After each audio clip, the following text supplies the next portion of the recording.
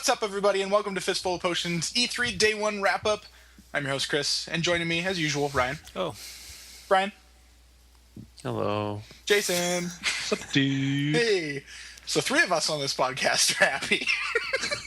One of us seems kind of bummed out. I'm indifferent, to be honest. I wouldn't go as far as saying happy.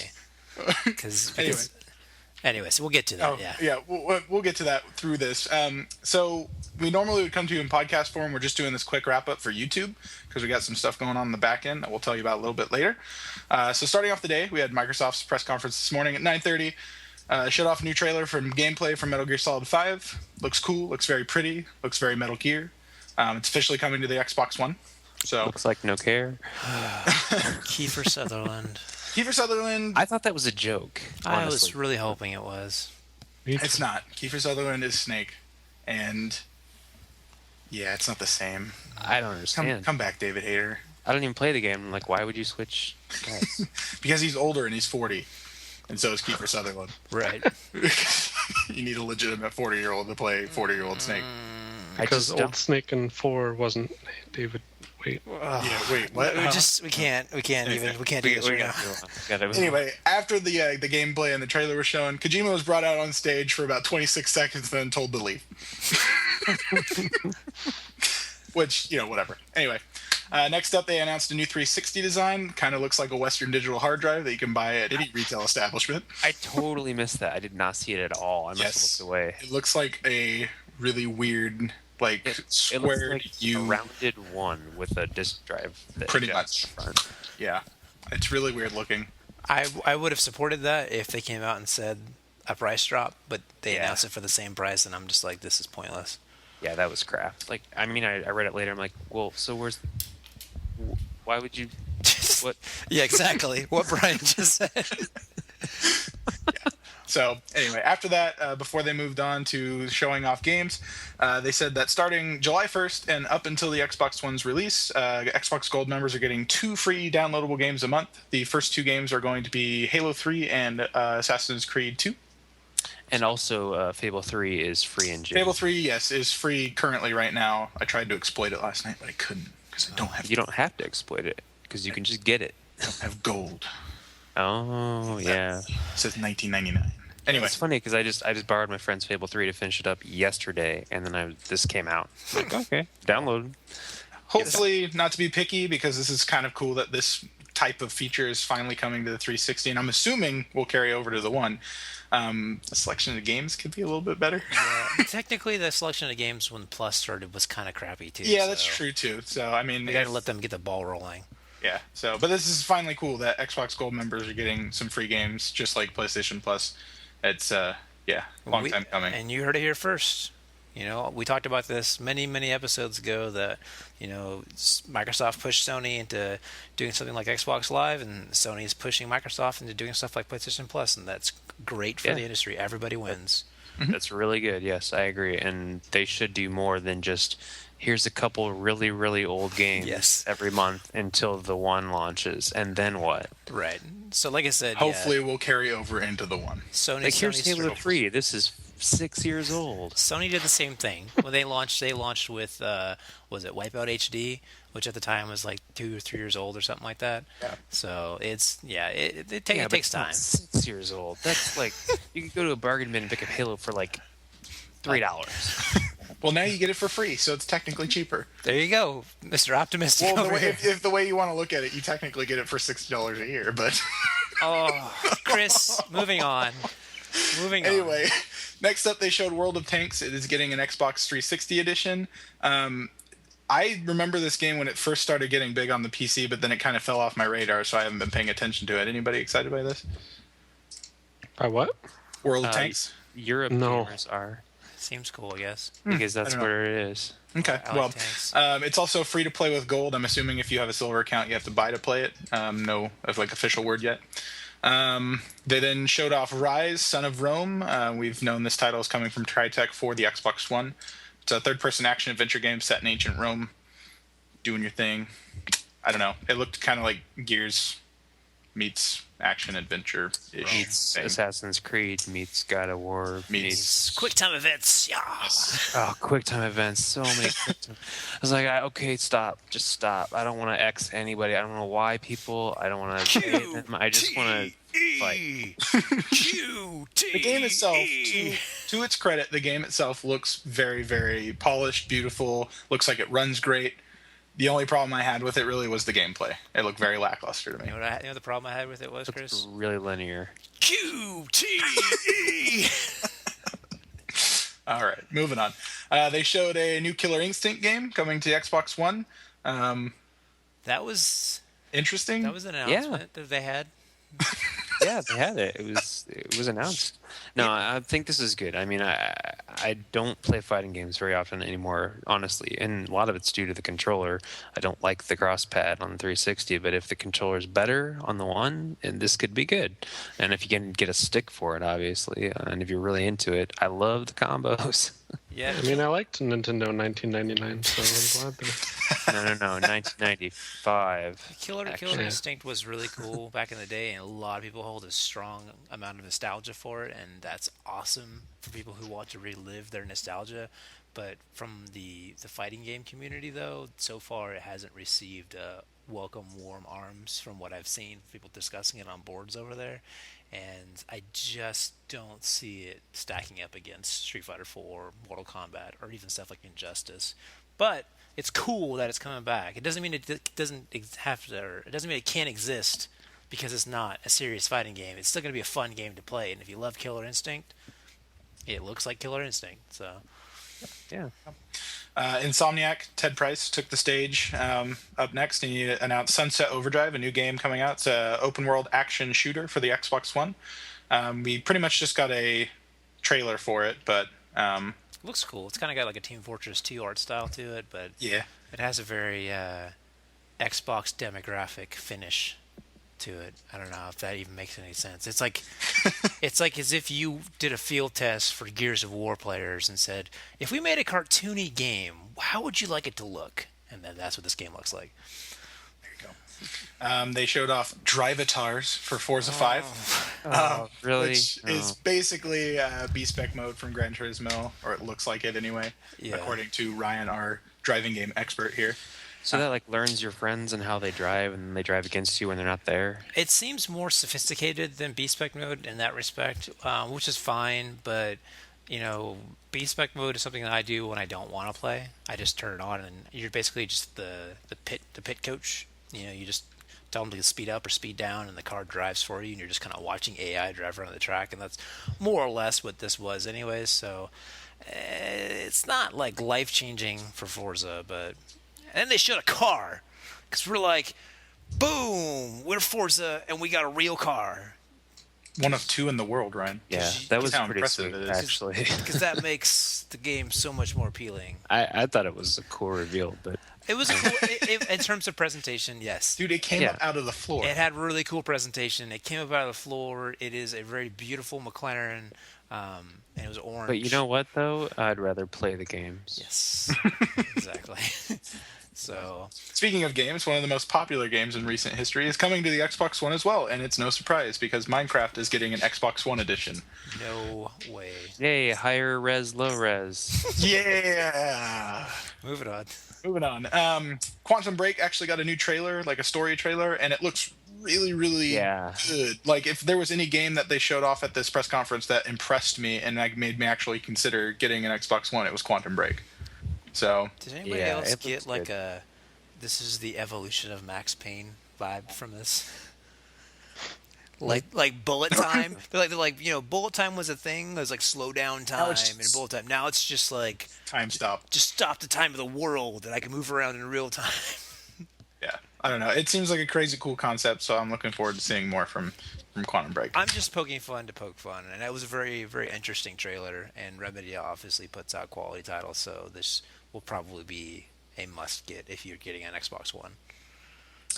We got a trailer for a new game called D4. It's an episodic murder mystery coming to the Xbox One. Nothing really announced about it besides the fact that it is episodic and a murder mystery. Project Spark was shown next. This was the next thing that kind of impressed me.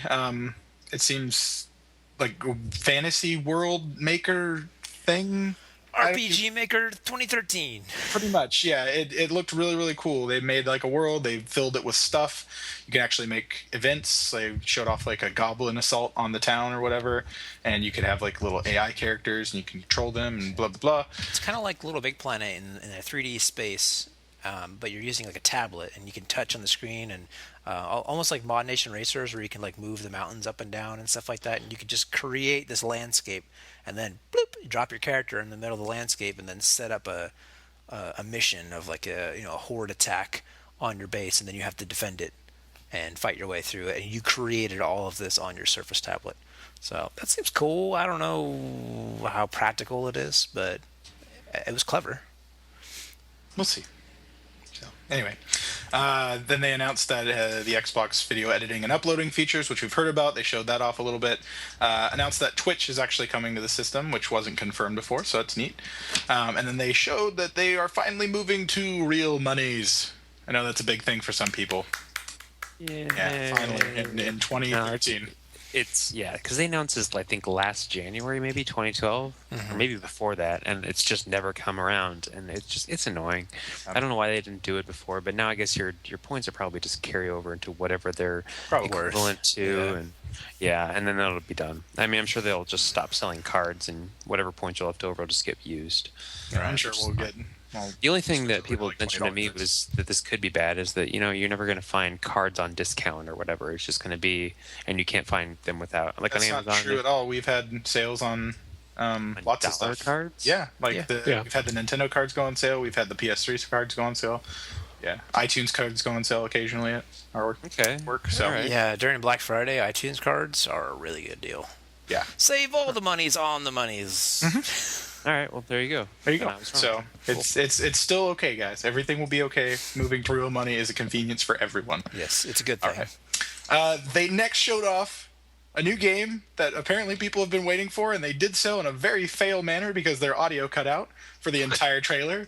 Crimson Dragoon is coming to the Xbox One as an exclusive title, and nobody got to hear it because the audio cut out. So let's talk about the crowd reaction. What happened to that? Jeez. That was bad. That was bad for Microsoft. That was a bad way to start off E3 on day one, and everybody started. We've got some worse fails coming up here. Yes, we do, but it's still funny to kind of see this start out, and then like the crowd reaction, where like it was initially like, and then it was, woo, this game looks great, yeah, like making fun of it, and then all of a sudden you hear the boos, and then the audio gone.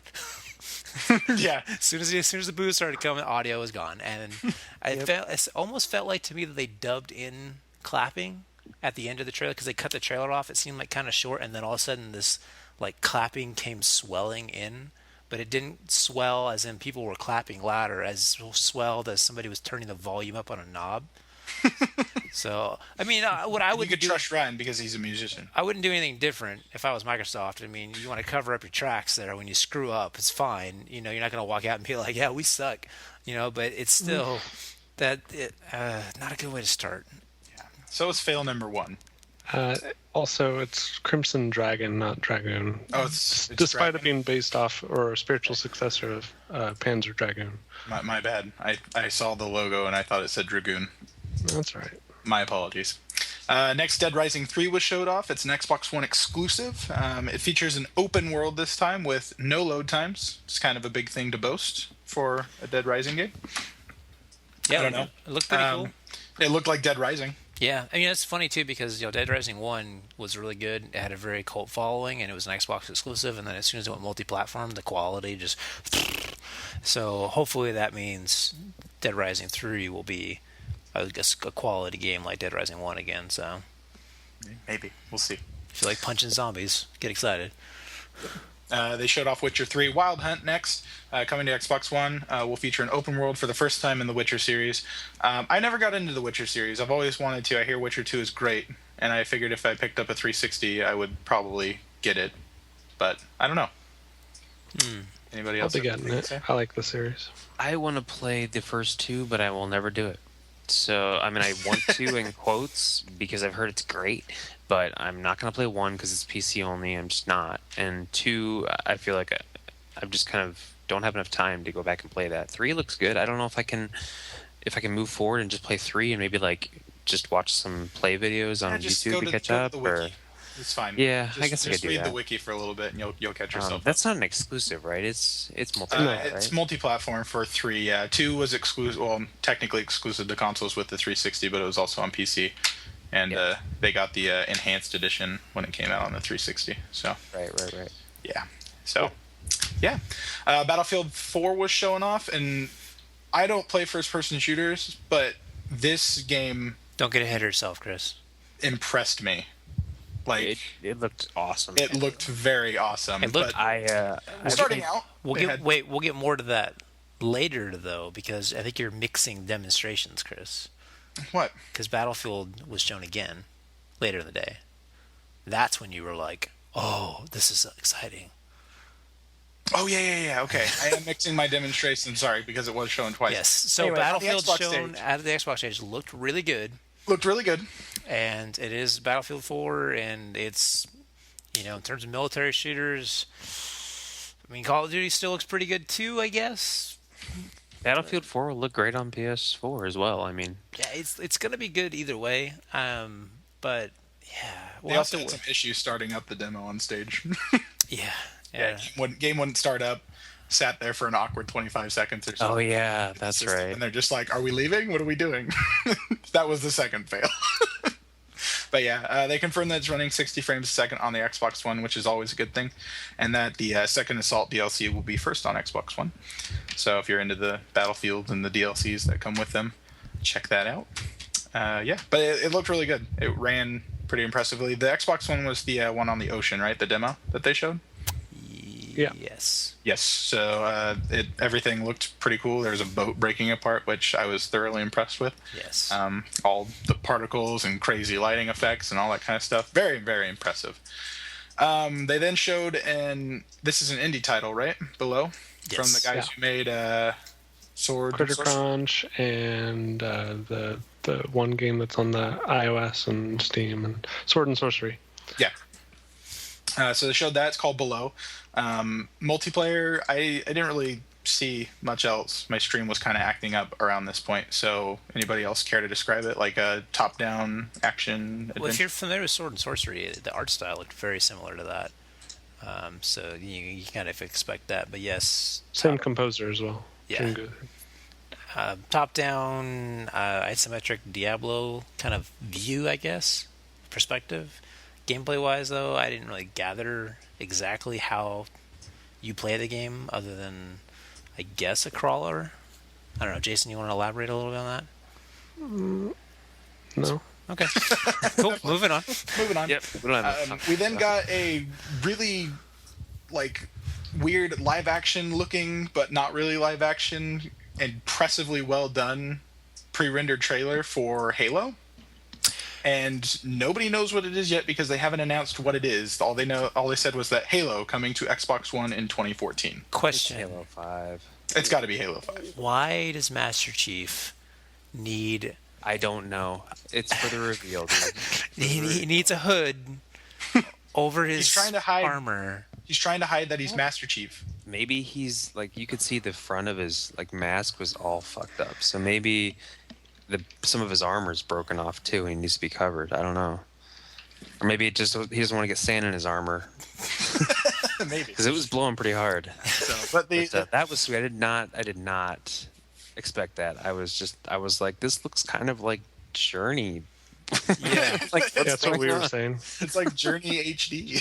Yeah. I'm like, But Wait, Journey was in HD. Yeah. So, but nonetheless, it was a very impressive looking trailer. I was kind of wondering what was going on because I'm not versed in the Halos, but it looked impressive nonetheless. He's trying to finish the fight, Chris. I'm not sure what was going on either, dude. And Halo coming to Xbox One in 2014, most likely Halo 5. We'll just leave it at that. Finish, that will sell a lot of systems. finish this fight already. So, the last game that they showed was Titanfall. It is coming spring 2014. This is the Respawn Entertainment game that is coming exclusively to Microsoft consoles, Xbox 360 and Xbox One. It looked all right. Again, I'm not really a first-person shooter guy. The thing that kind of drew me to it was like the wall jumping and like the platforming, because you can like jump and then jet and then boost and then wall run and then boost off that and keep doing that and just platform through a level.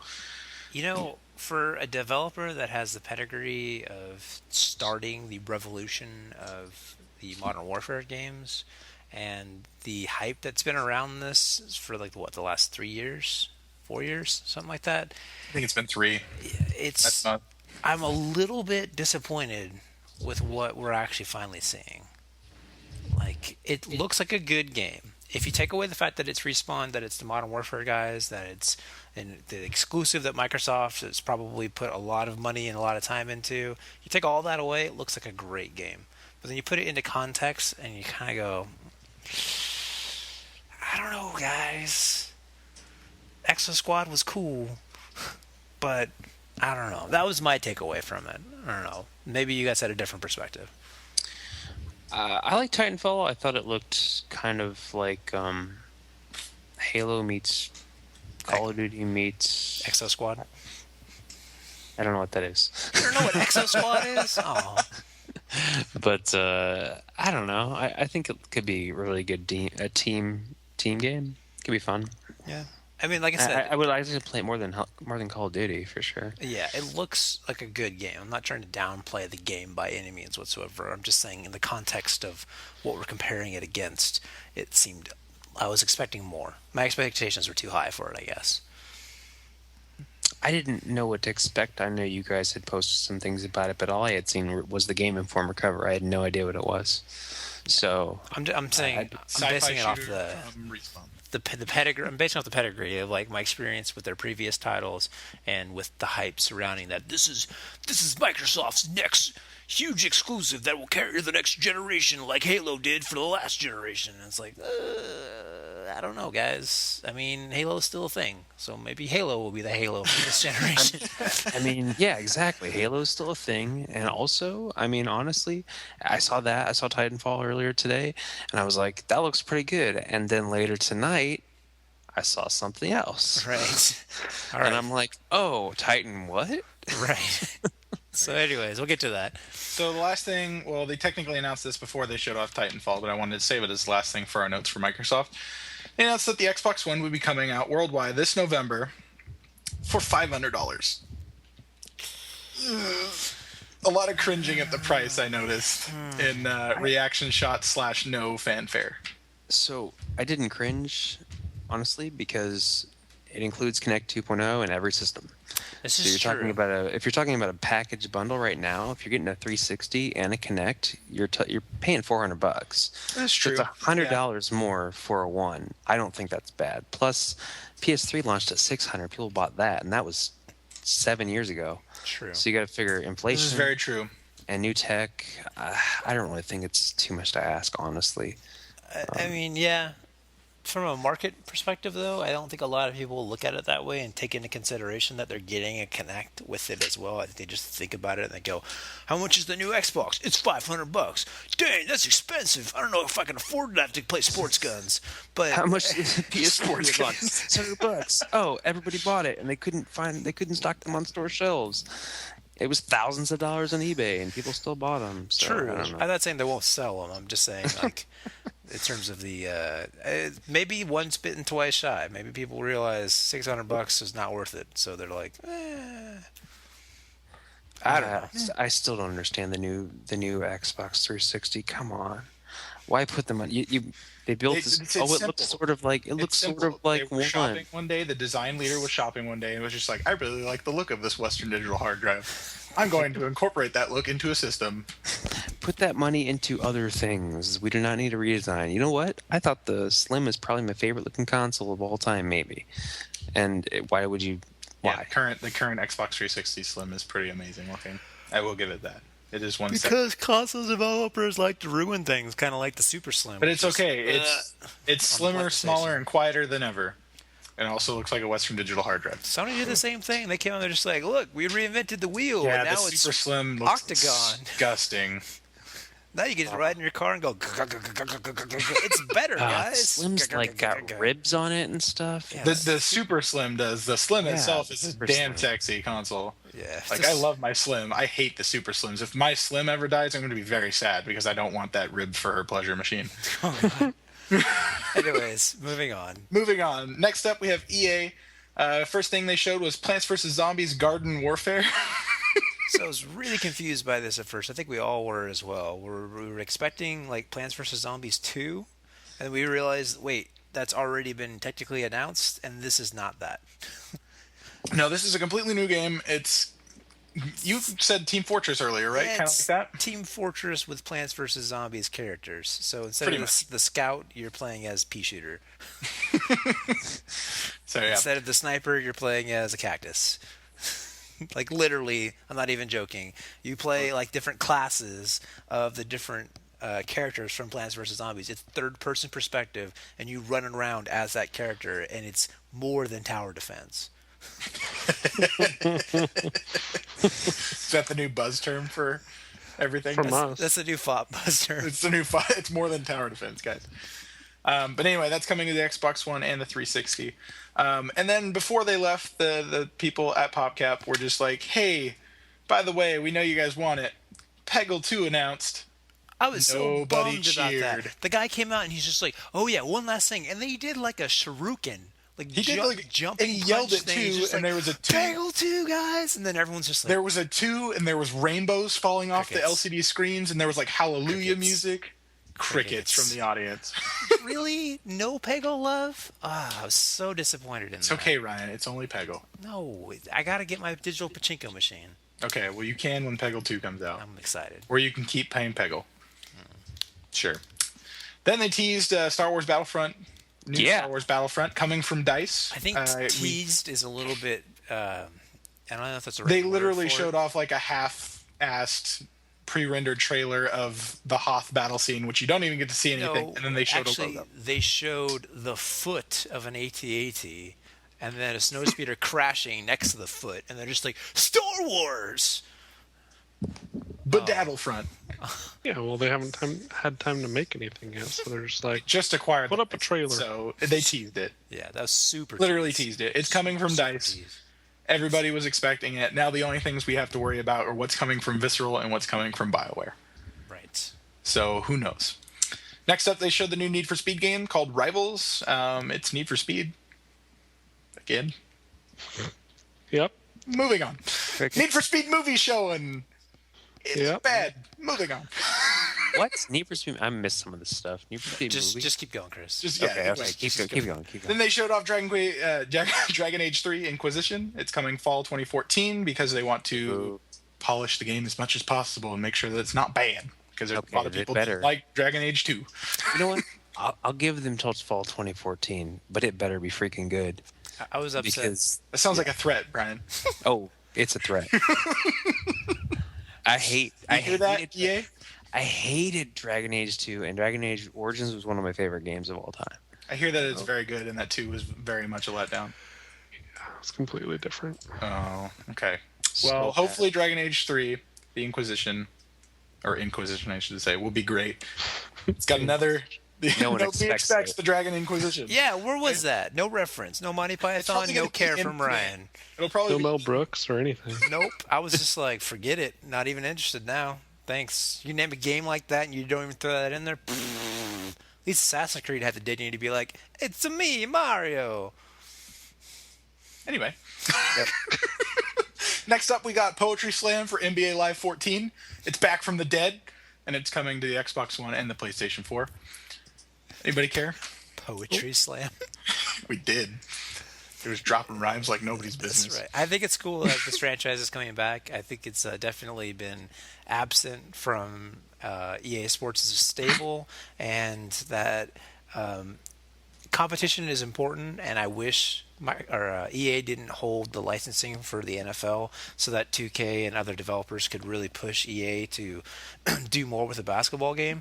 And I feel like 2K has been doing that to EA, or excuse me, with a football game. And I feel like 2K has been doing that with a basketball game because their basketball game has really owned that market for the last, was it 3 years now? That Elite's been gone, or that Live has been gone? Or is it 4 years? I think it's 3 years. It's been, I forget. I think they've think it delayed it was- for the last 3 years. So, I think it was 09. Was it 09 or 10? No, it was Elite 11. Or was that was sorry, different thing. Yeah. Anyways. Well, it was NBA Elite, and then it was NBA Live, then it became Elite, and now it's back to NBA Live. Yes. Right. So they also. But anyway, it's been gone for a long time. The way that they announced it too, they announced that they're doing roster updates weekly into the game, which is something that everyone has said that EA needs to do for Madden, and that instead of forcing us to buy a new Madden game every year, why not just update that Madden game every year and give us the roster updates and all the new data from the NFL into the game, and EA is just like, we like That's making fine. money, guys. What are you talking It about? doesn't make any sense financially to them. And now EA is saying, well, we're going to do that with NBA Live because we want you back. So it's really forced EA to play a really strong hand with the basketball game. So if you really like basketball games, it's going to be a very interesting battle for basketball over the next 2 years or so. So, yes. Yeah, we'll see. Anyway, they showed off UFC next. It's coming spring 2014 to Xbox One and PS4 with a mildly racist introduction. They just de-evolved humanity. What was it, like 500,000 of years? Something like that. Whatever, however you count your We calendar won't back. reference it. If you want to go see the painfulness of that introduction, you can go watch it yourself. The first sport ever was punching each other in the face. Next up, they showed Battlefield 4. They revealed that it has 64-player death matches. Worked for Zipper, worked for us. Yeah, pretty much. No, honestly, this is where they showed the super impressive gameplay.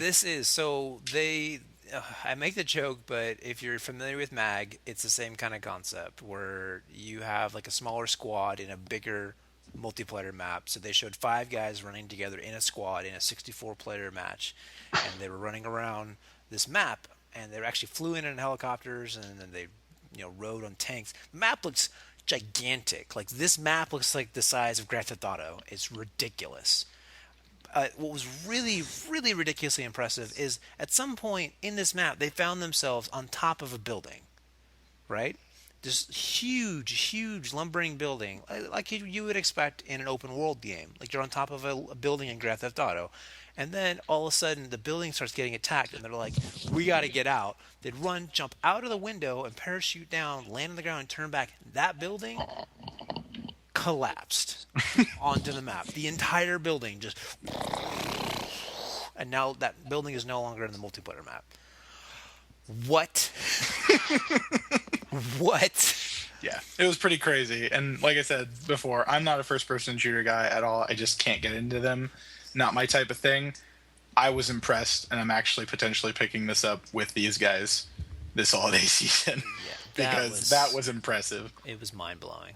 It was really. If a game can if a first-person shooter can impress me that much to where I want to buy it, it's good. Yeah, you definitely need to look into it. That's the box quote for me from them. If it blows my socks off, get it. It was really impressive. I was Dice. Good on you guys. You guys are doing an awesome job. I just want to see a video of you sitting at your desk, just going, "Whoa!" and then your socks just. Where'd my socks go? You would be like the speaker, The Maxwell in the chair. Yeah. Yeah. With your socks blowing off. Your socks just wisp, and then they kind of float back down like paper. Hey, one last thing was shown before EA left the stage and finished their press conference. Trailer for Mirror's Edge 2 was shown. What? Announced. It's coming. No way. When it's ready. Oh. Now, I thought this was awesome. More game companies need to do this because people get way too hyped over release windows and saying like fall 2014. Well, if it gets delayed, then it got delayed. I'm super mad. Cyberpunk 2077 did this with CD Projekt Red, and now EA is doing this with Mirror's Edge 2. Just put when it's ready. Yeah, you said CD that backwards. Projekt Red did it with Cyberpunk. Yeah. Cyberpunk's the game. I got Cyberpunk 2077 is the game. My bad. I got those mixed up. But anyway, yeah, more game developers need to do this. Just put when it's ready, and everybody will forgive you. That game was very white, and I'm not trying to be racist. I was just saying there's a lot of white in that game. Well, there was in the first one, too. I know. I'm just saying. It's just that game was incredibly white. Yeah. That's racist. Super racist. Well, Faith is Asian, though. Moving on. Faith is the main We're getting into dangerous territory. Anyway, next up was Ubisoft. They announced Rocksmith 2014 edition. No, Jerry Cantrell announced Rocksmith 2014 edition. You gotta get that right, sir. Okay, whatever. That guy that came out. Hey! Whoa! You do not do that to Ryan, I'm not a musician. grunge rock legend, my friend. It's one of my favorite guitarists. He's why Ryan had long hair. That's right. Actually, he There is you go. one of the reasons why I had long hair. It's one of the reasons I play guitar now. Anyway, Rocksmith 2014 edition announced. Not Yeah. Rocksmith 2, just Well, a new version. Potentially Rocksmith 2. I'm excited for this because I bought a guitar finally recently in like January, and I bought Rocksmith, and then I kind of got sidetracked. But when I was originally starting to play it, I did not like the menu system. Everything else about it was pretty great, but the menu system is really convoluted. And like if you want to just stop and restart the song to play over, I don't think you can do that. And if you just want to go back to a list of songs, it takes like 5 different actions on your controller, which is not what you want to be doing because you just want to hold your guitar. Yeah. So like if they could do with the connect, like say it was on one and they connect, you just say play the song and it would just go to the song. That's what it seemed like That they would were be great. doing on stage. Like it had to have been running on Kinect, or it comes with its own some kind of proprietary microphone or something like that it recognizes. I thought it was interesting too, the full band mode that he was showing, that basically as you play, it'll play the drums and a bass to the tempo and the key that you're playing in. And then as the harder that you play, the harder the drums hit, and at the faster that your tempo goes, it catches up to you and plays faster. I've seen stuff like that before with different guitar processors and whatnot, and it's a cool like smoke and mirrors trick, but it doesn't usually work very well, and I'm sure it was kind of flubbed for the stage presentation. But if that actually works, then that's actually a pretty neat feature for Rocksmith. Yeah, that is cool. I mean, I don't know if you could do that with drums and all that, but hey. I mean, as a solo musician, you're not always playing in a band. Sometimes you really miss that experience of not being able to play with other people and getting that full, rich sound out of what you're playing. So being able to just jam along and then having the drums just kind of follow what you're doing as if another drummer was with you, that's actually really fun and really cool. So we'll see. We will see. Hosting duties fell to Aisha Taylor again Yeah! this year. She was wearing a Hashtag Girlwood t-shirt. So that was that. I didn't particularly catch any awesomeness like that was last year. Last year we had Girlwood and Everyone's a Little Bit Gay. Right. This year we got, I think after they came back from Watch Dogs, if I remember correctly, she was just standing in the middle of the stage. The spotlight came on her and she was just silent. And then she looked out at the thing and she was just like, Girlwood. I was just like, yes. Because it's Watch Dogs. Right. But anyway, she was back, and it was okay. She wasn't as good as last year. It's still Then fun. they showed off the Mighty Quest for Epic Loot, a new game coming from Ubisoft. They didn't announce platforms, which I thought was kind of weird. I didn't see any platforms listed. But basically, it's a horde loot, protect it, tower defense. It's more Your than tower friends come. defense, Chris. It's more than tower defense. Your friends come in, try to steal your loot. Blah, blah, blah. They showed off a trailer, which honestly should have starred Patrick Warburton, but you got the poor man's Patrick Warburton. Sad. It was very sad. Next up, they showed South Park Stick of Truth, Yes! which was amazing. What was Randy's technique called? I forget. Oh, I don't The know. Nagasaki. The Nagasaki. The Nagasaki part. He does like a Ryu hurricane kick and then lands with his butt in your face and just like And it makes people go, oh, while waving your hand in your nose and try to get the smell out of there. Now, it is potentially coming this holiday, according to Cartman, or next holiday, because we know how games are. right, as Cartman said. As Cartman said. But yeah, it's supposedly coming out this fall, or this holiday season. I haven't been able to watch that or any of the EA stuff or Ubisoft stuff because I had personal stuff this afternoon. So I need to go back and watch all this because that sounds awesome. Oh, and I'm dude. very excited for that game. The Ubisoft conference was really good. Yes. So, which we'll get to that in a bit. They next showed off The Crew. It's a new online-only driving game coming early 2014 to both Xbox One and PS4. This game actually looked impressive. It's on my radar. It looks kind of cool. It's by Reflections, so if you're not familiar with Reflections, it's the Driver series, so they definitely know their way around a driving game. It definitely kind of had a little bit more of a Burnout feel than traditional Reflections racing games. It was much more arcadey feeling, and it was kind of strange too on like how you can customize your car, and you could have like a street car, and then you have a Camaro, and then all of a sudden your Camaro's like a off-road Baja 500 truck. I'm like, all right, I guess, sure. Four-wheel drive trucks are a cool thing in Texas, or four-wheel drive Camaros. But no, it looks pretty cool. I guess the concept is that you have a crew that you have to. This is a theme right now with Drive Club and Need for Speed Rivals and this crew game where like it's cooperative, competitive multiplayer where you have a group of people that you work together to complete tasks. And in this one, they show them trying to take down like an armored truck together and just like slamming into it, knocking out the road, Burnout style. So it looked kind of cool. I think the biggest thing they showed off about this is the size of the map. From the map that they pulled up on the thing, it's like a shrunken down version of the US, but you can go to like a ton of major cities and travel, and it's a full open world. I think they developed that from what they did with Driver San Francisco, because Driver San Francisco is a really large chunk of San Francisco, but they actually took certain areas of San Francisco, mapped it out exactly, so like the wharf is exact, and then they just kind of pulled it in closer to Lombard Street. So the drive to Lombard Street normally would be whatever 10-15 minutes, but in Driver it's like 2 minutes because all the roads in between there don't exist, and they just kind of like made it work. So I feel like that's probably what they did there. So driving from California to New York, probably going to take more like 20 minutes than days, 20 days. So it looked impressive nonetheless, and it is on my radar now. So there you go. We need a new driving game, dude. It sounds like Cruising USA. Cruising, yeah, Cruising USA. All right. Next up, we got the CG trailer for Watch Dogs. Is anybody really not getting this game this holiday season? Because if you don't have money, I will give you money. I don't have money, Brian. Game. Give me money. Alright. Yeah, I think we I don't need, have money. Jason really No, doesn't no, have money, so buy him his copy, please. I think we should be doing that as like a service as gamers. We should just start handing out copies of this game to people. I bought this. Here you go. Merry Christmas. Yeah, Happy That Kwanzaa, celebrate. that game looks so freaking good. And you know what? I don't even like GTA, but I want this game, and it looks sort of like a GTA game.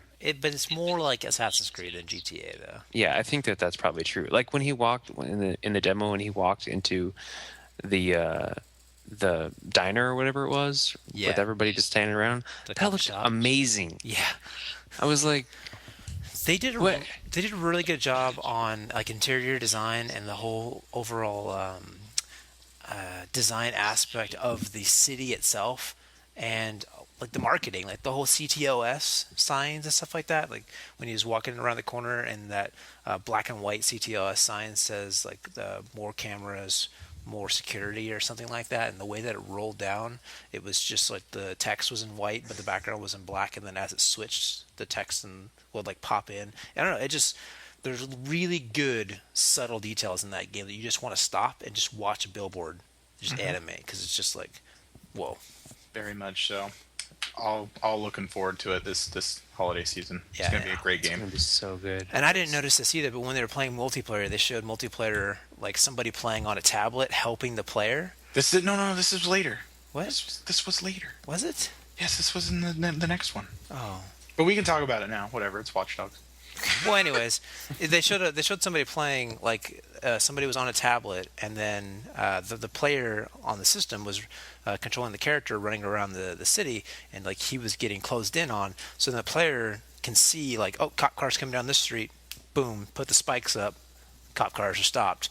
Like, oh, let's black out this section of the Entire city. Entire city. Let's pull up a camera and look on the camera and see where he's at, and then shut this down, close this off. And you're doing all this from your tablet, helping out the player. And then Jason noticed this. I didn't even notice this, but messages started populating on billboards. Like, that was a close one, wasn't it? Like the player on the tablet is hacking into the billboards, writing messages to the player in the game.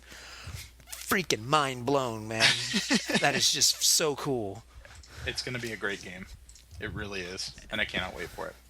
coming this year. Pick it up, everybody. They showed off Just Dance 2014. Who honestly didn't expect a new Just Dance game? I expected Just Dance 5, but now apparently we're getting just dates because it's a yearly franchise anyway. Whatever. Makes more sense. Then they showed off Rabbids Invasion, which is a new interactive series coming to Nickelodeon, featuring the Rabbids from Rayman Raving Rabbids. So Microsoft failing with TV even at Ubisoft's conference. I don't understand why the Rabbids are still around. This is Ryan 2006. brought up a good point during the conference. They're like the Minions, and what's coming out soon? Despicable Me 2. Yeah, so basically Ubisoft saw Despicable Me and said, hey, we have characters kind of like that, and they're getting a lot of money. Let's just use these characters the same way they're using those characters, and we'll get a lot of money too. And they're absolutely right. It will work for them. But I don't understand how they consider this TV. Because if Dragon Lair is considered a game, then this is considered a game. This is not a TV show. Yeah. Anyway, that's coming. I don't think any of us care. They then announced 2 new Trials games, Trials Fusions for both next-gen consoles, PS4 and Xbox One, and Trials Frontier, which is coming out for mobile, both announced for 2014. So if you like the Trials games, there's new games coming out for you. Oh, good. Another game I can be really bad at. Trials games are fun. And it's cool that it's coming to both consoles as well, which is going to give everybody the opportunity to really enjoy the Trials games. Because even if you don't like motocross, you have no interest at all in motocross, it's still a very addictive game. So you should definitely check it out. It's not motocross, be honest. It's a puzzle game, yeah. It's a puzzle. It's a tilting puzzle game. Like, there's like 3 buttons. You just have to lean correctly and hit the gas correctly. But it's good. I played Trials Evolution for a while there, and I got really addicted, and I'm not that good at it. I didn't get to like the hardest difficulty, but most of it I got done. It's a good game. Yeah. Yep. Cell phone game looks all right, but we'll see. Then, the last thing that they showed off, in true Watch Dogs fashion of last year's E3, blew our goddamn minds. Dude, what just happened? Showed off a trailer, literally like Watch Dogs last year, except with instead of security, it was all about germs and passing on and huge, like, epic we won't spoil it for plagues. you. You need to watch it. You do need to watch it. It's very good. To watch you know what? Actually, we'll just put it to you this way. It's called The Division. Mm-hmm. Go to YouTube and look up the 3-minute trailer that is like the setup trailer.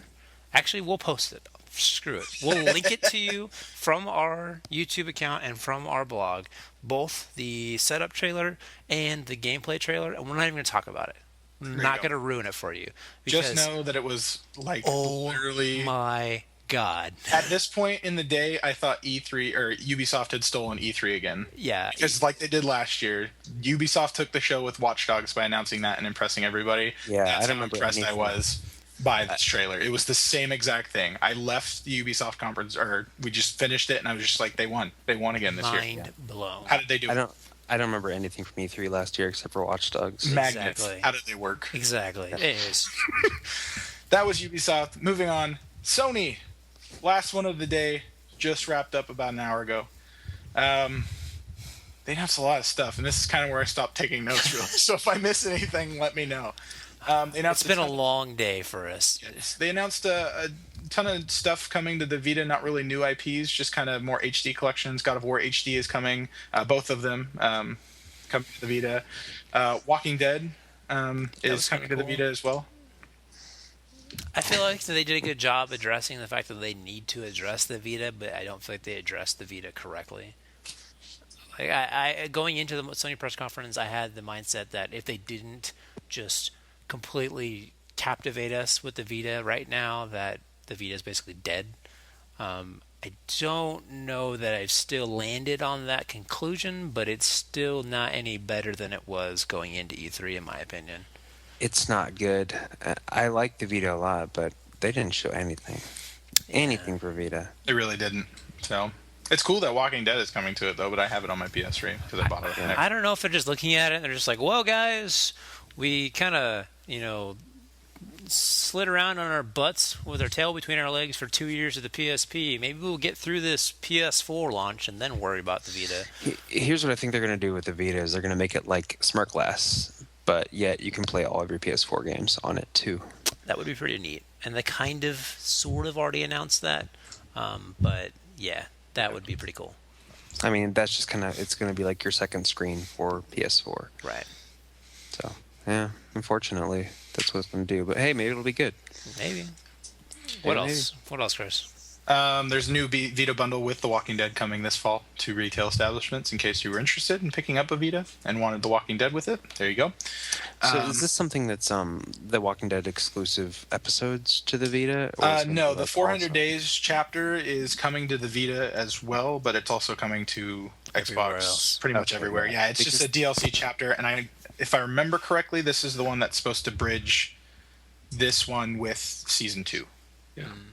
Oh, okay. So it's not going to be Season 2. Season 2 isn't going to be 400 days. No. Yeah. Oh, okay. This is like a bridge chapter, like a DLC chapter. So. Oh, that's cool. All right, nice. They showed off a new trailer for Rain, the PSN game that we got announced last year. That was like a split second. I didn't even see what that was, really.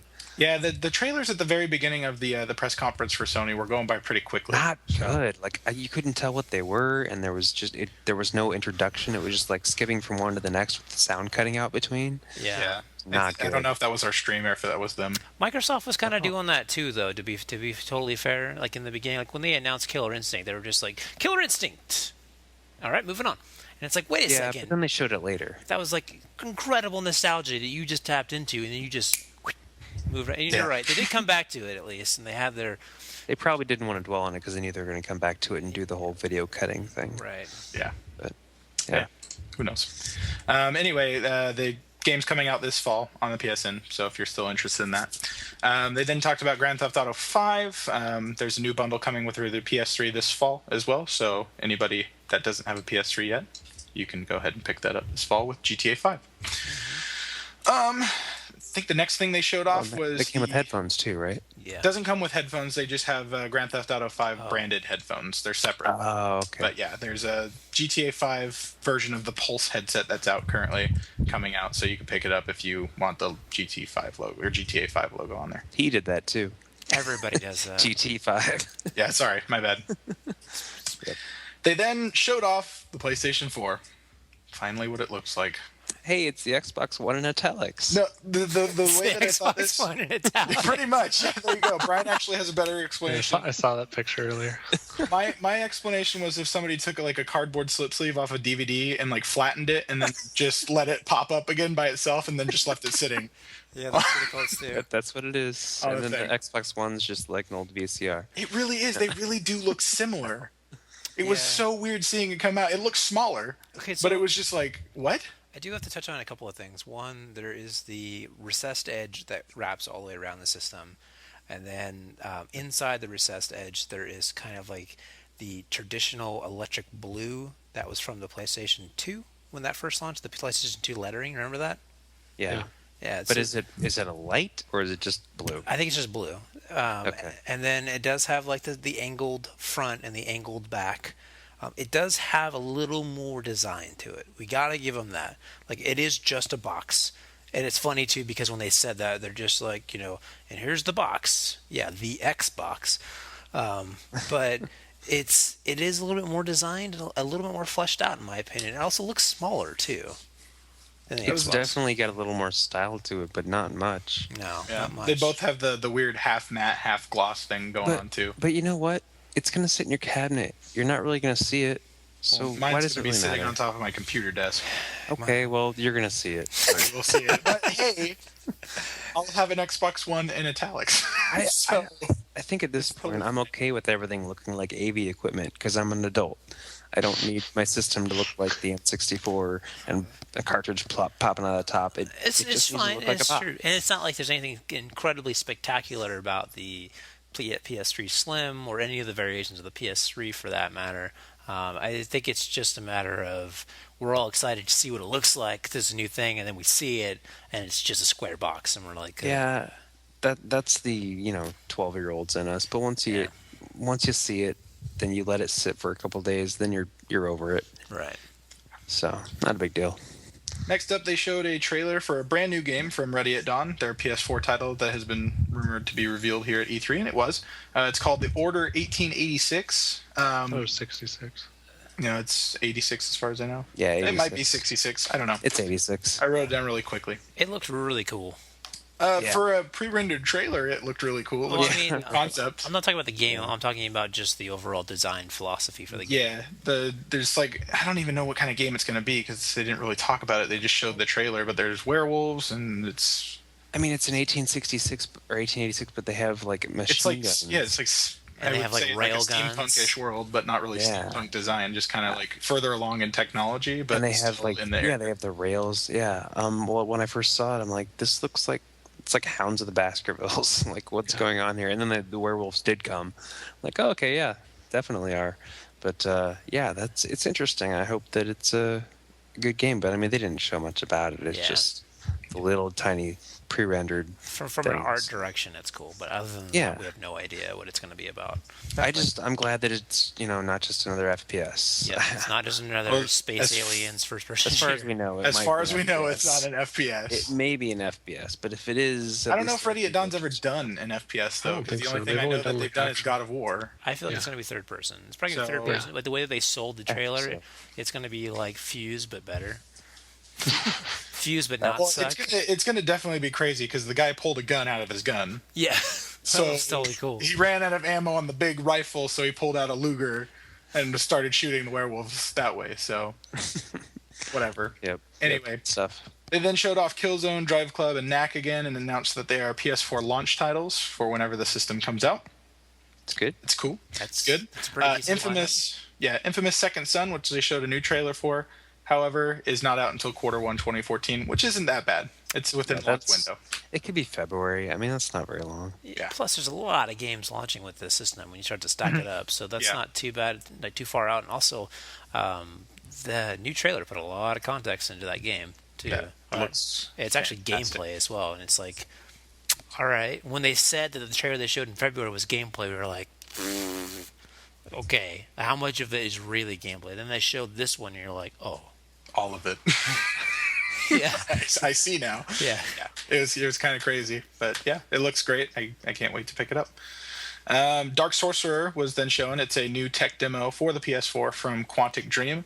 It kind of threw me at first because I heard the word tech demo, but then they started showing it off, and I was just like, "There's no way this could be a tech demo." And then it had a pretty awesome twist, and we didn't get to see the whole thing because apparently it's 12 minutes long. And they only showed off a small portion of it. So the whole tech demo is being released tomorrow, Tuesday, at 1 p.m. on Sony's YouTube page. So if you guys want to check it out. I really liked how they used the guy whose head was from the thing in February. Yeah. I was like, it's the old guy. It's the old guy. I was just like, this is what they were working on in February. Yeah. So it was pretty cool. But yeah, if we won't spoil it for you, but I don't understand what it is. Quantic Dream has a really weird sense of humor when it comes to tech demos and doing awesome ideas and then telling you that they're only tech demos when you want them to be full games. Yeah, you really like. Were they the ones that did the girl? The Kara? Yeah. Kara? Yeah. Project Kara? Oh, if that doesn't get turned into a game, I'm going to be very upset. Yeah. Yeah, that was a tech demo. So was this one. So, and they just have really cool ideas which would fit a tech demo, but once you see them, you're just like, flesh them out into games, please. Yes. Quantic Dream, you make awesome games. So, yeah. Maybe we'll see it. Maybe we won't. Please go watch this, though. If not, try to find just the clip they showed from the Sony conference because it's not what you're expecting it to be. It's not just like, particles and physics. It's really good. But it is, though. Yeah. It was good. Definitely. Lots of particles. Yes. They then showed Transistor. It's a new game coming from the people who made Bastion. Yeah. Coming early 2014 to the PS4. It looks really cool. It kind of looks like Bastion in terms of some of its gameplay, but I guess there's 2D parts and stuff. I played Bastion for a little bit, but I never really got too far into it. But Jason, you're the kind of indie person here. Can you explain this better than I can? It plays pretty much like Bastion. It's narrated by you play a mute girl, redhead, and she lost her voice, and so the sword's narrating you. And I mean, it plays pretty much like it. It's very heavy with music. There's a your charge like or your sword charges up during battle, and you like stop time, and you kind of do like a tactical, not like a tactics square chess kind of tactics game, but more like a Hyperdimension Neptunia or Arc the Lad, Twilight Spirits type of thing. And it looks pretty rad. The art style is pretty cool. The music I was digging in the trailer too. So the trailer music is very. I'm pretty sure that song's in the game because the music from the game sounds just like that, has that singer and stuff in it. cool. Well, look forward to that in early 2014. After that, they showed off a bunch of indie titles. I didn't list them because this is the part where I stopped taking notes. Now we're falling asleep after 8 hours of conferences. But they had like at least 12 different developers up on the stage. I don't remember all of them, games. but I know they have Don't Starve from Clay Entertainment, which is on Steam right now. It's been in early access beta for months, and it just went official about a month ago. Outlast, which is a horror game, sort of in the vein of Amnesia a little bit. You go to this place and you don't have any weapons. You just have a camera with night vision, and there's these creatures, and you're a journalist. You're trying to figure out what's going on there, and you're being attacked by them as you're running away. I want to say Secret Ponchos was shown. I know Octodad was. I know that was it Outlast? Did you say or Outcast? What's the name? Outlast. Outlast. That and Don't Starve and something else come with PSN Plus, I think. Yeah, Secret Ponchos and then Drive Club. But Yeah. those three. We'll talk about that in a bit. So, but with the indie games, how many of them were exclusive and not on PC? Well, as I said, Don't Starve is already on. Right. Yeah. Well, I mean, a lot of these games are available on PC, so I wouldn't say exclusive, but exclusive to consoles maybe. Because there's a huge like indie push that Sony's got. And I was actually going to mention this because this is the part where you joined us in our call, Brian. And I think you overheard me made the comment about Microsoft only having one indie game. That was actually brought about because after the Microsoft conference, Jeff Keighley on Game Trailers was just like, yeah, Microsoft fighting that indie thing back with showing off that title. And then Sony just blew them out of the water by showing off like 14 indie titles coming to their system. Yeah, I didn't actually hear anything official at all, except for just grumblings about people saying they weren't going to do indie games anymore. Did they say that somewhere that they weren't doing indie games anymore? Who? Xbox? Microsoft? Yeah. No, the only reason that people were saying that is because they didn't really show anything at the May conference. Well, and the indie games were like sort of an afterthought, and people took offense to that. I think they kind of always were, but I mean, on their even Xbox Live indie games, you don't get achievements on them. They didn't really promote them. I feel like if they do this, they'll probably do the same thing on Xbox One. To me, indie games are kind of a PC thing anyway, but it'll be good to have them on Sony as well. Definitely. But if you are a fan of indie games, just another reason to look forward to the console, I guess. Yep. I love that they should show them all at the same time, too. Yeah, they were just going down the list, and they showed gameplay, and they explained them a little bit. And I love how that guy was just having such a good time about it, like the third-party senior manager, and he's just like, all right, and on base, we've got Mercenary Kings. Yeah, they showed that too. I love the one, I forget what game they were showing, but he's just like, and because they thought we weren't going to call them back. Yeah. And they said the name of the guy's thing, and the guy just started like smiling, like no other. Laughing. This was the biggest thing that has happened to him in his career. Yeah, he's just like, dude, I am on stage at Sony right now. What? He just had that total presence to him. That was really funny. So, definitely, tons of indie games coming to the PlayStation 4. The next big thing that happened, and this almost made my heart sink because they faked me out a little bit. Whatever. You know what I mean. Tetsuya Nomura came on a video, showed the Square Enix logo. We're just like, what's this? It's got to be Final Fantasy versus 13. It's got to be Final Fantasy versus 13. And they showed a clip of an older interview, but I didn't know it was an older interview until after he faded out. He's just like, I know a lot of people have been wondering about Versus 13, but at this time we don't have anything more to show about it.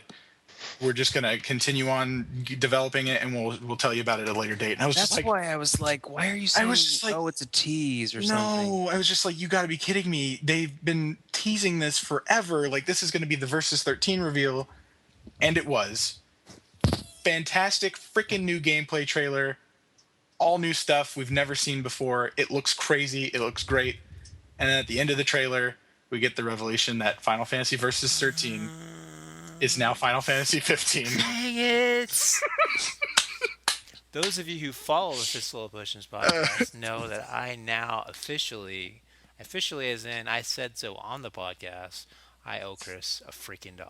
Yep, you do. And I owe Chris to say in front of all of our loyal followers and fans that you've now earned my respect as a Final Fantasy fan, and that now anything that Chris says goes when it comes to future forecasting of this series.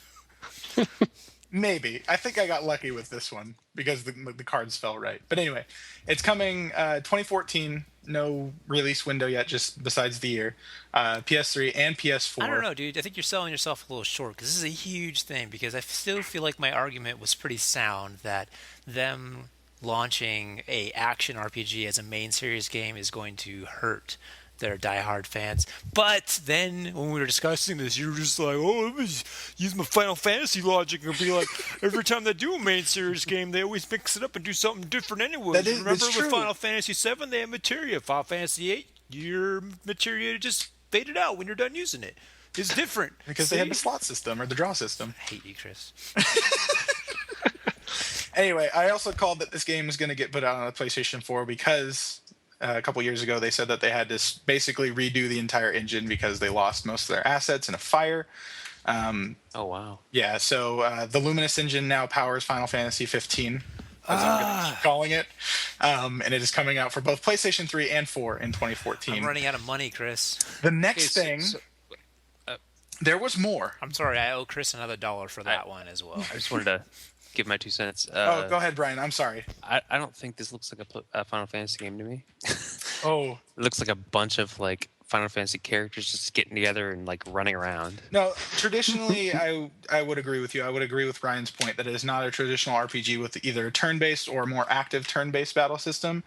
But honestly, I think this is the push that Final Fantasy needs to get out of its rut. Versus 13 has been a hyped game since 2006 when it was announced, way before its time. And everything we've seen on it since then, everybody's been getting more and more hyped and more disappointed as it's been pushed back longer and longer. I don't know. I just feel like this can be the fresh start that the series needs to kind of break out of its rut. Here's a problem I have with the numbered one being like this is that it sets a precedent that Final Fantasy can just be whatever. Final Fantasy can be just whatever. It's more than just its game. I just addressed that though because that was my point. I was on your argument here, trying to convince Chris that you can't just come on and just be like, "Hey, look, Final Fantasy 15 is a first-person shooter," because we can do that. But the thing is that like it's a little bit more different than usual. But Chris is right. Every Final Fantasy game is pretty much different in some way, shape, or form. That they do change some major mechanic or major art direction of the game. That's why they're not canon with each other. That's why each numbered Final Fantasy is its own series within itself. So he's got a point there. I was also going to say that Final Fantasy has evolved from just being about its mechanics. It's about its themes. It's about its feel. I want an overworld map. You will get an overworld. But that's you're getting overworld. You're getting airships. You're getting. I don't want to be running around and hitting people. I want to have a you get to do that too, but you get to have all the classic staples of a Final Fantasy game. Okay, all right. Did you play Kingdom Hearts? Yes, that is not an RPG. Did you like Kingdom Hearts? You're right. It's not an RPG. It's an action RPG. Just like Final Fantasy 15 is an action RPG. I feel like I'm going to like this one more because I personally prefer action RPGs over turn-based. I have an appreciation for turn-based. I just put 40 hours into Fire Emblem Awakening. But this looks really good, though. It's a Final Fantasy game with airships and world maps. You can't knock that. Size monsters. Did you see the size of that Leviathan? You get to fight that. Leviathan was huge. Brian, we have to take what we can get when it comes to Final Fantasy and world maps and airships. Yeah. Okay. Moving So on. yes, Final Fantasy 13 versus 13. Now Final Fantasy 15 coming out next year. And I'm next, wondering if Amazing. my pre-order stands. yes. Oh man, how does that work? They took it off about 3 weeks ago too. But Yeah. No, but I mean, if you I'm gonna go pre-order it, check. if you pre-ordered it, it should still be in your cart. But they actually took off pre-ordering. You can't pre-order it, as far as I know anymore. They took it off like 3 weeks I'm ago. gonna see I'm gonna see if it's changed But anyway. to 15. Moving on, they had one more surprise in store for us, Square Enix. They're just like, I have yeah, to. one more I, thing. I have to take this from Chris because he is just going to have just incredible fangirl gush. I over did when it this. got freaking announced. Holy crap! Apparently, that Oh, no. I can't take this away from you. Go ahead, Chris. Oh no, So- do it. No, this is too big. This is like him taking away the Gran Turismo 5 announcement from me. So just Trailer starts out. The dearly beloved orchestra starts playing, and I'm freaking out because it's the Kingdom Hearts theme. when we were talking, Everybody knows he this. was like waving his hands at his face. Oh my god! Oh my god! Yes, oh I my was. god! Oh my god! You have no idea. I was freaking out. So all the titles start flowing up, and I'm honestly expecting like Kingdom Hearts 2.5 HD remix because we're expecting that to be the next Yeah, title. because which they is were the just next like title. Kingdom Hearts 1, Kingdom They're doing- Hearts, and they're just showing the games. Just Yeah, like, they oh, showed these are one. the games you'll be getting in, and then all of a sudden they go past that, and you're just They like, go past that, and they like, list wait. every single game in the series, and they show little snippets from it. And then Sora breaks out, and he looks better than ever in his cel-shaded, fully CG. And I was just like, "You've got to be kidding me! There's no way." No way. No way. Then no way. cuts to Destiny Islands. He picks up freaking Aqua's Keyblade from Birth by Sleep, something that he's never been anywhere near, and I start freaking out because all of a sudden he's running through Twilight Town, being chased by Heartless, riding the Heartless, defeating the Heartless, and the Kingdom Hearts 3 logo pops up. Boom! And my head exploded. I think that only Chris can appreciate this. You Funny thing is, yeah. I asked Chris Stoked. before the podcast or before the Presentation. presentation. Yeah, I was like, "Which do you think is going to get announced, Versus 13 or Kingdom Hearts 3?" And he's like, "Well, Kingdom Hearts 3 isn't going to get announced because they're not working on it and it's not even in development yet, and maybe 13 Versus and Now in development. both." Yeah. Both. I So, get both. Today is a happy day for me. Square Enix is over here just spooning Chris, whispering sweet nothings into his ear right now. He's just the happiest little kid in the world. Yep. Oh, I am. I'm so stoked. You can. Oh, PS4, day one. Just because of Kingdom Hearts. I don't even care if it's not out day one. I'm getting one day one. Don't even care. You're ridiculous. Anyways, I'm moving sorry. on. Kingdom Hearts 3, dude. Something In about idea development, what this 2016. yeah, probably Does to me. something about Final Fantasy 14 that nobody cares about, and then Final what Fantasy else? 14 is also coming to PS4 as well as PS3. That was the last bit of announcement, but I didn't really care about that. But if I'm getting a PS4, I might as well wait to pick up 14. Bam. One thing is because it wasn't mentioned anywhere, and we'll probably just anyway. PS4 they didn't show the GUI at all. They didn't show They did friends in list February, how that though. works. They showed a but they little didn't really show it in actually February. shown though. it like active yet. Probably Like just they didn't, and then neither did the Xbox. They didn't show friends lists and Well, how that works. I don't know how Microsoft is going to handle the rest of the year, but Sony still technically has Gamescom and TGS to have stuff to show there, and I feel like TGS is probably going to be a good place for them to be like, all right, so let's boot in a game first time. Let's look at the operating system because it's going to be Yeah. so close to the launch. So Yeah, hopefully. I'm still. That's the stuff that you use the most, and we still don't know how that works. right now we're on the hype train. Right now we're living in a world with nope, this is not a world with unicorns. This is actually happening. This is reality. Kingdom Hearts 3 is coming, guys. I'm so happy. Anyways, moving on, Chris. Moving on. Next major thing that they showed, Elder Scrolls Online is coming to the PlayStation 4. Quite a bit of a shocker. Quite a bit of a shocker. I didn't expect it to be announced, but I know a lot of people are starting to look forward to this since they changed the control scheme, because it was a third-person RPG, kind of like World of Warcraft, where you had a hotbar for your skills and all that kind of stuff, and then they were just like, no, we're going to go back to the more traditional Elder Scrolls gameplay. So it is first-person, as well as third-person. You can play whatever you want, and it's action. More traditional or more recent traditional? More recent traditional. It plays more like Skyrim than it does like Morrowind. Yeah. So, yeah, don't worry about that. But it's Skyrim is now traditional. Right. yeah. Anyway, They've set the plays more standard. like that. I thought I heard something about it being exclusive on the PlayStation 4. Turns out it's on both, so it is on Xbox One and PlayStation 4. So fans of the Elder Scrolls series, if you want to play this, check it out on your respective consoles. It's Well, at least with the Xbox, you'll always know you're online. Zing! Oh! There you go. Then the last game that they showed off was surprisingly Mad Max. Yeah, that was just We really just got a weird. trailer for it, but still Well, kind this of is out the of nowhere. game that Cory Barlog, the director for God of War 2, left the franchise, and he decided not to do God of War 3 because he apparently was making a Mad Max game, and that was in, 2009? Something like that? Well, no, that's had to be even further back, right? When did God of War 3 God of War start? 2 came out around 2007, I think, 2006. So yeah, that would have been around 2007, maybe late 2007, early 2008, that was announced and discussed, and now we're finally seeing a pre-rendered trailer for it. Well, it's better than nothing. Well, we did just see a pre-rendered trailer for Final Fantasy Versus 13, and we're excited. So, and that was like 10 And years. Kingdom Hearts 3. So, hey, let's be excited, Mad Max. There you go. Okay. Oh, Kingdom Hearts 3 was announced? Yeah, I know, right? It's so crazy. It came out of nowhere.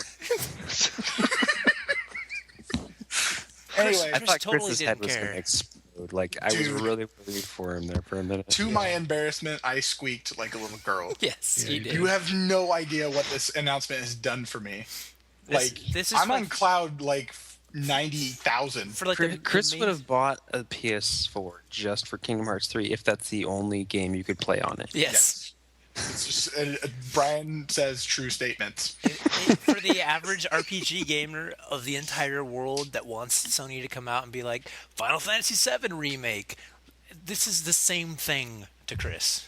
This would elicit the So same reaction. I remember when Kingdom Hearts 2 came out when I was in college, and that was 10 years ago. Yeah, it's been a while. It's a long time in the making. So, anyways, moving on. Last thing that happened, Jack Tretton came back up on the stage. He figured he was going to do his closing speech, whatever, and he kind of did. Graphs. I was just like, no. We No, got don't do lists of graphs. stuff, but he came out to quiet people's fear. The PlayStation 4 will feature. I think he came out to address the elephant in the room at Microsoft's press conference that they forgot to address. He basically came out and said, "Hey, look, there's an elephant." Hey guys, I don't know if you noticed this, but there's an elephant over there in the back corner. You guys are just totally ignoring that. That seems out of place at a press conference. Anyway, So came first out. of all, yeah, he just comes out, and of course, they let Microsoft go first and just get firebombed, and then they went, okay, what's everyone saying about them? Let's say the exact opposite. I'm pretty and sure. make little notes. I'm pretty sure that Sony planned this all along, and that's why they went first in February and then went last now. But you're right. The way he was wording stuff, it was like word for word what Microsoft was saying, but the exact opposite. Yeah. So, hey, Chris, what did Jack have to say? Basically came out and listed no DRM. No, he had a graph. He had a He big did. chart on the. I'm trying to huge find the graph because I didn't jumbotron actually quote it. Screen, and he basically came out and said, used games. You can trade in used games. You can sell your used games. You can give your used games to your friends. You can let them borrow them. Basically, anything that you can do with the PlayStation 3 right now with used games, you can do with the PlayStation 4. The entire audience. You thought you were at like a freaking Justin Bieber I thought it was concert. like an Amway or something. It's just like, you know? oh my god! And they actually panned back out into the audience, and then Jack just kind of sat up there with a smirk, like, "Yeah, that's right. Yeah, all right. Yeah, right. You like that? All right, cool. You guys over there? Yeah, yeah, we're doing that." And then So I forget. Yeah, go ahead. I'm just going to list everything. They can't, then he was just like, no internet connection. Your PlayStation does not need to check in daily to the PlayStation Network. What? Why? Okay. Let's just say Microsoft never had a press conference. They never had this controversy. Sony They would would never said have that. said that. They would have Nope. never worded it that way whatsoever. They may have said no. You don't have to be always online, but they never would have said you don't need to check in once a day. That was Yeah. so. graph- Oh, how are you doing down there, buddy? Here, let me reach up, psych, dirt. kick dirt. Like, like wow, that was bold. That was incredibly bold of Sony to do. And the thing is that usually when you do something like that, it's a little bit out of taste. It's not very classy when you do something like that. But somehow, the way that Sony presented it, it was still sort of classy, but still kind of shady and low The blow. after conference video wasn't. No, classy at all. that was not classy. We'll get to that at in all. a second. But the way that they came about was basically instead of they weren't directly like finding a reason to just be like, oh, Microsoft sucks because of this. They were just stating their facts. They were saying, look, we're doing this, and it just so happens our competition is doing the exact opposite, and you want us to do this. So we're going to just soak it all up and just be like, look, we're doing it. This is what you want. Applaud. Yes. Yep. So that happened. Then they announced that the PlayStation Plus service will carry over to PlayStation 4 if you're currently a subscriber or if you're new to the service. They then threw up a thing on the TV that listed all the benefits. You get discounted games, cloud saves, automatic game updates, early access to beta programs, instant game collection, all the stuff that we know. One little issue. As well as, so you wait, no, hold on, let me list that again. You had the instant game collection, cloud access to beta. updates, multiplayer, early access to beta, and there was something else in, wait, That's what I was getting to. let me list that again. Cloud updates, multiplayer. That's what I was getting to. Wait a second, they just snuck that in there, those little sneaky bastards. One little issue with the graph Wait, that they paid multiplayer? Sony doesn't do that. Immersive multiplayer online for PlayStation 4 is apparently a PlayStation Plus service on PS4. They didn't announce it. They didn't talk about it. They just put it up there and kind of left you to catch it. So here's the difference between Sony and Microsoft in this instance. Sony, they may not have pointed it out, but at least it's up on the board. Like, it's on the stage. Yeah, With Microsoft, all the stuff had to come out afterwards in like 50 different articles. Exactly. It's your fault for not catching it at Sony's. It's what it There we really go. is. So yeah, no official word yet, but this is pretty much confirmation that multiplayer on the PlayStation 4 will require a Plus subscription. But hey, it's not necessarily a bad thing. It's $50 a year, and you get all those extra benefits. And PlayStation Plus on the PlayStation 3 right now, I definitely recommend. Yes. Various articles are saying it's confirmed. Yeah, So- and that's the thing is like, Sony, they built up a really good strategy for this. They had to have planned this all along. Like, they're just like, you know what, we need an Xbox Live Gold, but we can't just throw it at them because then it'll flop. So we'll butter them up. We'll butter them up really good, and then we'll just kind of sneak it in there, and then everybody will be like, "Oh, well, I mean, it's a good service, and I already have it, so Yeah. I guess I'm okay. I'm not okay with that, but I guess I'm okay with that." I feel like they have a much better service for value wise. Yeah. I don't play PlayStation Online at all, and so I don't know. I can't speak to that. I've heard between the two, they're similar. I mean, I don't want to say which one's better or whatever, but I think that for the value wise, Sony's better. I don't think anybody can honestly speak to that because you never know who's talking, or they're just like, "Oh, we know it's better on Xbox." It's just like, yeah, what router are you using? What modem are you using? What's your ISP service that you're using? What day were you playing on? What was the server status of the day that you were playing on? And it's just like, do you play your Xbox and your PlayStation at the same time online, comparing them? You can't do that. You can't play at the same time. So it's in the beginning, in the first launch of the PlayStation 3, Xbox Live was absolutely better, definitively better. But as the PlayStation 3 has developed, it's hard to tell now. So Yeah. Yep. They also, with the PlayStation Plus service on the PS4, you'll be getting, within the first month of PS4 launching, you'll get Drive Club PlayStation Sweet. Plus edition. wait, Nobody knows what that means yet. It's probably going to be a feature-stripped version of Drive Club. Who knows? Asterisk Drive Club. Yeah, pretty much. And also 3 of the indie games, which I think Jason mentioned earlier that you'll be getting, or Brian. I can't remember which one of you said it, but yeah. I listed the games, then Brian said it was those ones. Yeah, so you'll be getting those ones for PlayStation Plus as well. The last thing that they announced before leaving the stage was that the PlayStation 4 would be out this holiday season. No exact date or month, I should say. It's probably going to be November. So, And the price so point- wait, speculations. What did we all speculate? like we all speculated the Xbox 360. Like I honestly thought the 360 was gonna be 400, so I was a little bit bummed that it was $500. Brian, you were okay with that? Were you thinking Yeah. $500 because of Connect? 500, yeah. Okay. So I mean, like you guys, what were you thinking? Like $600? Sony's arrogant. No. They could do that. They're just like for the low price of No, $599. Nobody thought that. I thought both were going to be 400. Oh, Yeah, I thought the PlayStation 4 and I thought the Xbox One was going to be 400 as well. so I what? thought, I don't know. So what was the price, Chris? Price that Sony came out and announced this holiday season, PlayStation 4 will be available at $399 retail. KO.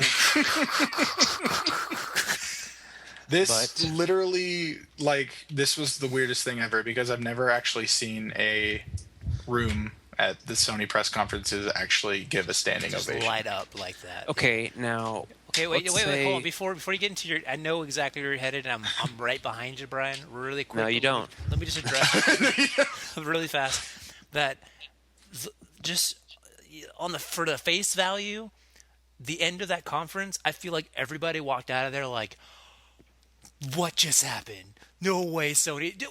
Who would buy an Xbox after that press conference? Like, this is the greatest thing to ever happen to video gaming. I mean, like, this is and just heads exploded everywhere. And then once the dust settled and you really start to kind of think about stuff, you brought up a very good point. Go ahead with your point. Well, I know what point you think I was going to make, and so I'll make that. Okay. But I also have another point.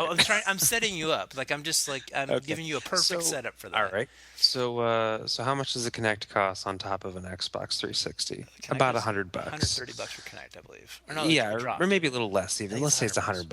Okay. So if you could buy an Xbox One without the Kinect, it'd probably be $400. But because it Fair comes enough. with a Kinect on each one, and it's also a super advanced Kinect, which probably costs way more than the original Kinect, you're sort of getting a deal there because you're getting the Kinect with every box. If you want the Kinect, if you don't want the Kinect, you can't not get it. Right. So Also, Xbox 360 with Kinect with a 250 gig hard drive is $400. so it's only $100 more for a brand new console.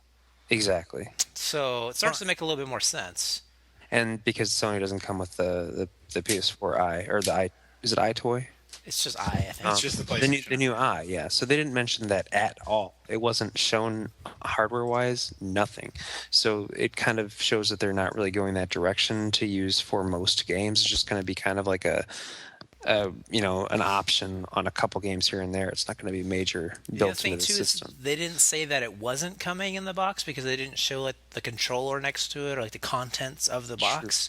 But you have a very good point there that at $400, a stripped down model of the PS4 could literally just be a controller, a system, and a HDMI cable and a power Yeah. cable, and that makes sense. And they could do that because they can sell it without it, and the Kinect seems to need it to even function. So Right. they could say, here's a core system, $399. Here's a new SKU, $499 with an iToy, and here's an extra game thrown in there or a download or whatever. Maybe like, a couple 3 months of PS Gold PS Plus. Yeah, PS Go. Yeah. basically. So maybe they also have a $499 basically, yeah. SKU. So they could have a few SKUs. I think the one's going to have the one SKU to kind of tie in with the whole one everything. So it's just one box. But also I was going to say my other comment was, what if they came out and it was just amazing like it was, and then they said $499? Would people have still screamed? Because they could still afford it. If you can afford $399, you can afford $499. It'd still be a pretty good deal, I think, for everything you would get. Or would they just be upset that it's the same as the Xbox? I feel like because $399, we beat the Xbox. yeah, So I now totally see where you're going with that. I feel like for my analogy, my Street Fighter analogy of KO, I feel like it's a difference of watching a Street Fighter match and having that final blow being just a standing fierce punch that knocks enough health down to knock somebody over, and then you're just it like, was a fatality and then you're from just, Mortal Kombat. yeah, then you're just like, oh, okay, well he won clearly, so that was pretty good. Or instead of that, it was like they both have like no health left, and then all of a sudden Sony was just like, I just dropped an ultra combo, you fell right into it, ultra combo finish. Like the excitement was there. Like that was more than what they were expecting. So I still think with the whole thing, even if they had matched the price, it still would have gotten a great response just because of I don't know. I'm assuming it would have just because of how great the conference was.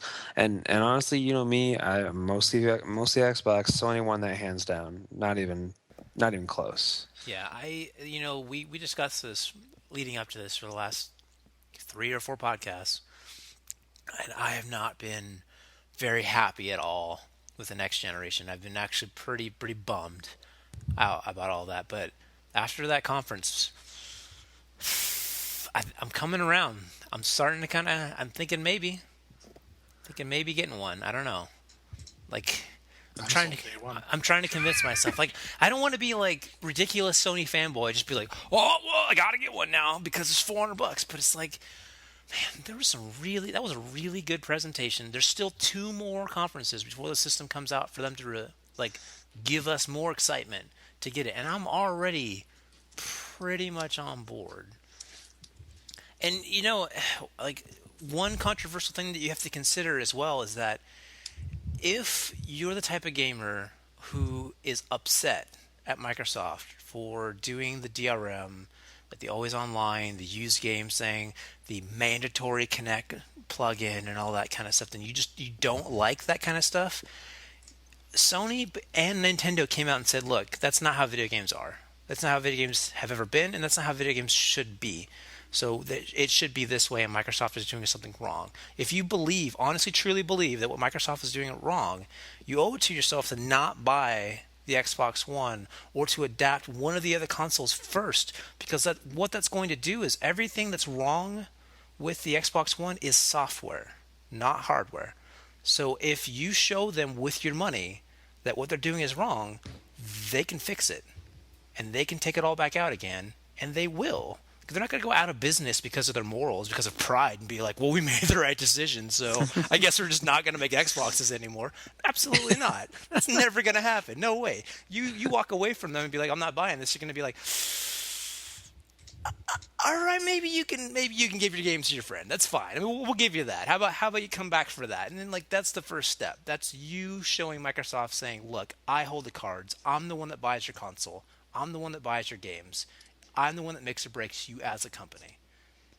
And you have the option right now to do that. And honestly, as a gamer, you need to do that. You either need to not adopt any console and just go full steam, like a lot of gamers are doing, or you need to adopt another console first.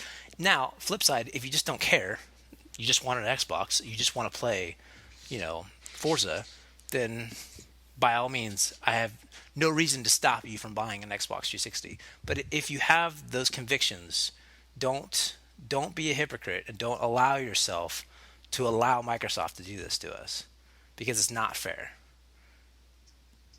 Dang. Speech. Well, I will say that I liked Sony's so much that I already pre-ordered on Amazon for that. But I will also say that I already pre-ordered the One as well. So I don't know what to say about that. You should say that. Because there are games that I want to play that are Xbox exclusives, and I'm gonna play them. Well, I'm not going to tell you how to spend your money. I'm not going to tell anybody how to spend their money. This is just a motivational thing to do what you want to do with how you want to take into the next console generation. But an option that you still have is giving me the Xbox One money for no, PS4. Is to wait until all of the exclusives that you just can't live without playing are available on the Xbox, and by then Microsoft will have not gotten your money for the hardware, and they'll look back at their sales charts and go, guys, this isn't going very well. Maybe we should reconsider our strategy. And you've protested, and now you can still buy it. You can still play all the exclusive games that you want to play on it. So I'm not saying don't buy an Xbox and don't play Halo, because that's just ridiculous, and people aren't going to do that. What I'm saying is give them some time to think about it. Don't buy it for the first year. And even if they don't do anything, if you're just like, look, this is the Xbox, live with it, deal with it. If that's the case and you have to buy Halo, then yes, absolutely, buy the Xbox to play Halo. But what I'm saying is, like, give them a year to really think about what they've done. And it's not going to hurt you any, because in the first year, there's only going to be a handful of stuff that is really going to force you to buy the system. And by the time that you're ready to buy the system, all the games will be ready for you to play. But again, just something to think about. Nobody has to do this. I'm not trying to tell Brian here how to spend his money. If he wants to pre-order both consoles, then power to him. He'll have both consoles for us to review on the site when the systems launch. But something to think about going forward. That again, both Nintendo and Sony have basically said to Microsoft, that's not how video games work. Well, the Wii hasn't said anything about it because they came out in November, and I mean, they did in a way. They did with their actions. Nintendo specifically hasn't said anything, no, but Nintendo has said with their actions that they're not participating with that. I mean, every other system has then also said that. Okay. anyways, moving on. That's it. We're done. That's it? That's day one. Day one, E3? I know. I went way longer than I expected. We'll have to see if this will work on It's okay, because you know what I'm going to do? I'm just going to do this. Just hang on. Wait for it. I'm just going to go ahead and just... Now you're going to play Kingdom Hearts 3? Just watch the trailer again. Yeah. Just watch it over and over again. Here we go. I was going to say something, but yeah. Yeah, what do you got, Brian? I was just going to say I just got the list of prices from Sony, and yeah, the new Eye is only $60, so you're talking $460, which is close to $499 if you want the Eye. Yeah. If you don't want the Eye, you don't have to buy it. Controller is also $60. Yeah, ouch. And that's a thing too. Like, you know, if there are no games at launch that support the Eye, then that gives you the option to invest. You know, you don't have to spend that $100 up front, buy the system, and then later on, when you got an extra $60 or $70 or whatever to buy the Eye, then it gives you the option to upgrade to it. The downside to that is that not having the Eye built into every system means that developers won't use it as much as they'll use Kinect. But then again, multi-platform, they may not use it as much anyway because then they'd have to specifically code for it. Right. It depends if it's worth it to them or not. None of this matters. Kingdom Hearts 3 got announced. All right. Anyway, so that's day one. Day two is tomorrow. It's going to be less exciting, unfortunately, because there's a lot less things happening. We're probably going to come to you later in the day because I'm not waking up at 7 in the morning for a Nintendo Direct. Really?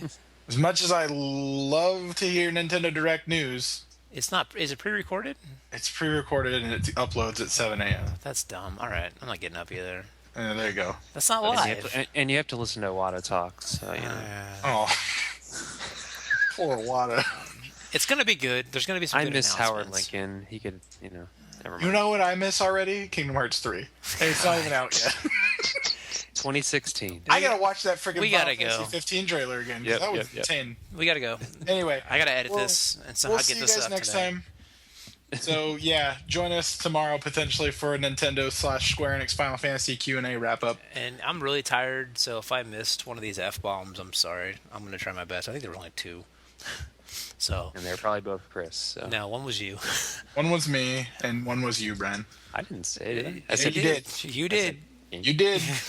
It was Anyways, all kinds of crazy. We'll see you tomorrow for day 2. I only caught Chris's. Okay, bye, guys. Bye. Bye.